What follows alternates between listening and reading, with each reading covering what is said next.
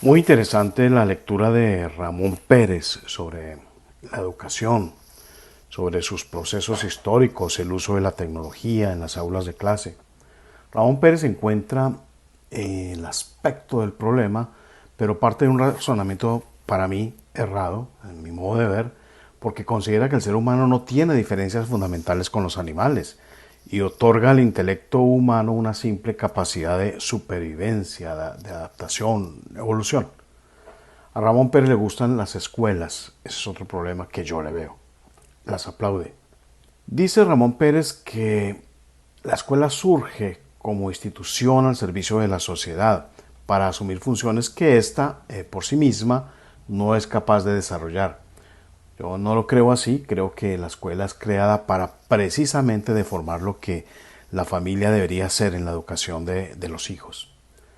Yo he observado durante muchos años algo fascinante. He trabajado durante muchos años, tal vez más de 30, no constantes por supuesto.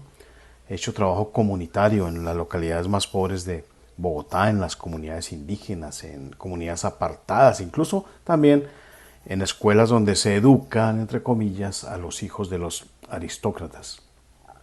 Las escuelas y la escolarización son irrelevantes para las grandes corporaciones del planeta, eso hay que decirlo. Nadie cree ya que los científicos son enseñados en clases de ciencias o que los políticos son formados en clases de civismo o que los poetas surgen de las clases de español. La verdad es que las escuelas no enseñan absolutamente nada, salvo, eso sí es cierto, cómo obedecer órdenes. Esto es un gran misterio para mí porque miles de personas, gente responsables, que trabajan en las escuelas como profesores, cuando me refiero a escuelas, me refiero también a instituciones de educación superior, ellos trabajan en escuelas, son cuidadores, son gestores, pero la lógica abstracta de la institución sobrepasa sus contribuciones individuales.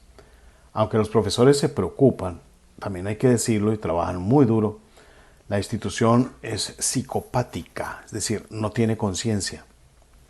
Suena la sirena, suena el timbre para cambio de clase, la campana, lo que quieran, y el joven que se encontraba escribiendo un poema debe cerrar sus cuadernos y moverse a otra aula o esperar la llegada de un nuevo profesor, donde deberá memorizar que el hombre y el mono derivan de un ancestro común.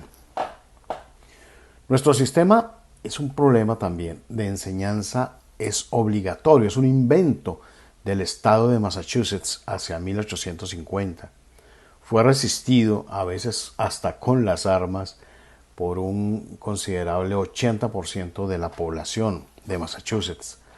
Hubo un último reducto en Barnstable que no entregaron los niños sino hasta por allá la década de 1880, cuando la localidad fue asediada por el ejército y los niños marcharon a la escuela escoltados por los soldados. Tenemos que entender que la institución educativa escolariza, pero no educa. Y no es culpa de los malos profesores o del poco dinero invertido en la educación. Es que es imposible que la educación y la escolarización puedan llegar a ser alguna vez la misma cosa. El sistema no funciona como quisiéramos porque precisamente está diseñado para que las personas no se eduquen, sino que obedezcan.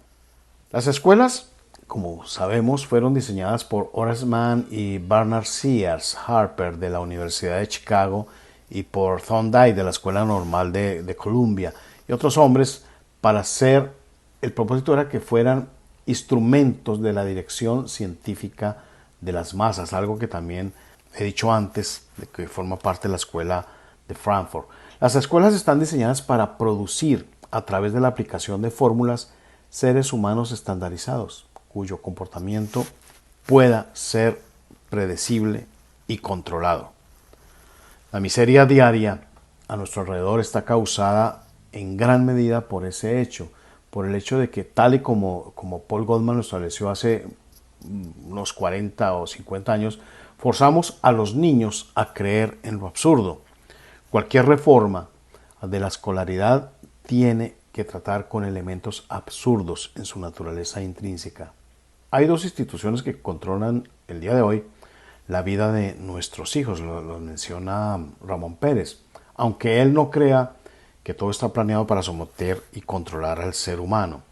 Esas dos instituciones son la escuela y la televisión o los medios tecnológicos de comunicación.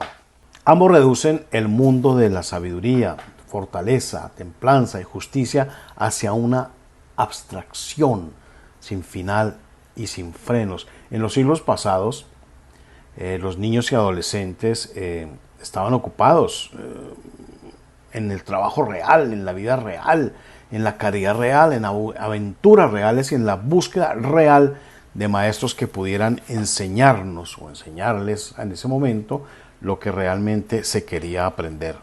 Se pasaba mucho tiempo en trabajos comunitarios, practicando el afecto mutuo, el entendimiento, estudiando cada nivel de la comunidad donde se vivía, aprendiendo cómo hacer una casa, cómo sembrar el alimento y decenas de tareas necesarias para convertirse en un hombre o una mujer íntegros. Todas estas cosas son curiosamente una forma más solapada de crear seres humanos dependientes, incapaces de llenar su tiempo libre, incapaces de iniciar senderos que le den un significado sustancioso y feliz a su existencia. Es una enfermedad nacional, es una enfermedad, digamos, del hemisferio, es una enfermedad de Occidente, digámoslo así, aunque en Oriente tienen otras técnicas destinadas básicamente a lo mismo.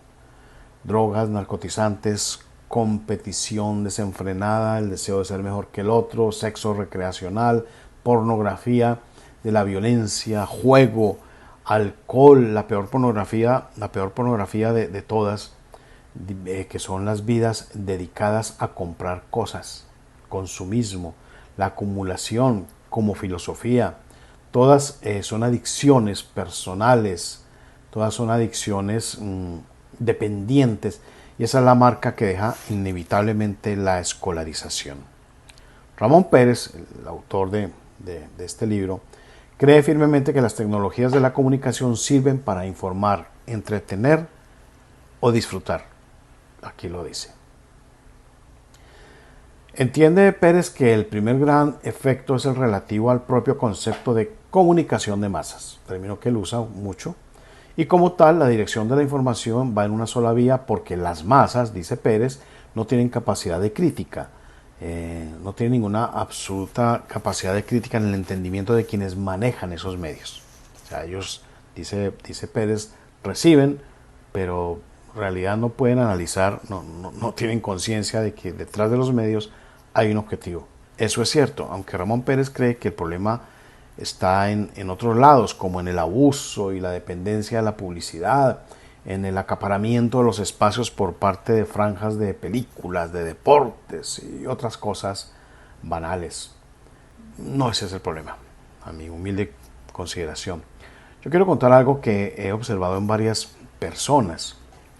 Los niños y jóvenes pasan demasiado tiempo en las tecnologías de comunicación y esto les quita todo el tiempo que necesitan para desarrollarse como personas. El problema no es de contenido, el problema no es de deportes, no es de películas o noticias falsas, como dice Pérez, sino que el problema es de la misma tecnología, es la tecnología en sí que ha sido diseñada para adoctrinar, para engañar, para distraer a los niños y jóvenes, robándoles su tiempo, forzándolos a gastar su tiempo en abstracciones sin ningún sentido. Esto no se cura con las reformas que propone Ramón Pérez, quien cree firmemente que somos animales. Ninguna reforma que no ataque estas patologías específicas no serán más que un mero lavado de cara, nada más. He enseñado a muchos niños, no soy educador de niños, pero he enseñado a varios, y a los niños que he enseñado me he dado cuenta que la mayoría son indiferentes al mundo adulto. Esto desafía la experiencia de miles de años, experiencia como seres humanos, no como animales, como dice Pérez, como animales en evolución. Un niño o un joven antes prestaba atención a los mayores, soñaba con crecer. Hoy en día eso no sucede. Hoy en día, y los invito a hacer ese ejercicio de observación, nadie quiere crecer. Los niños apenas sienten algún tipo de curiosidad y la poca que demuestran es absolutamente transitoria. No se pueden concentrar durante mucho tiempo, incluso ni siquiera en lo que quieren hacer. Podemos ver la conexión entre las sirenas, los timbres, las campanas, sonando una y otra vez entre clases para intercambio de clases y este fenómeno de atención volátil. Muchos de los niños a los que también he enseñado tienen un pobre sentido del futuro. No tienen sentido del mañana. No creen. Esos niños están unidos indefectiblemente al presente, no tienen esperanza en la humanidad, no creen en Dios, ni creen que son parte de un propósito divino, viven en un presente continuo. El preciso momento en el que se encuentran es el límite de su conciencia. Eso es gravísimo. Otra cosa que he observado es que los niños son ahistóricos, no tienen conciencia de cómo el pasado le ha dado una forma a su propio presente, al presente de su familia, de su comunidad, de su país, limitando sus elecciones, moldeando sus valores y sus vidas. Creen, como dice Ramón Pérez, que somos apenas una especie de chimpancé que evolucionó y no ve absolutamente futuro de ninguna clase, de ningún estilo.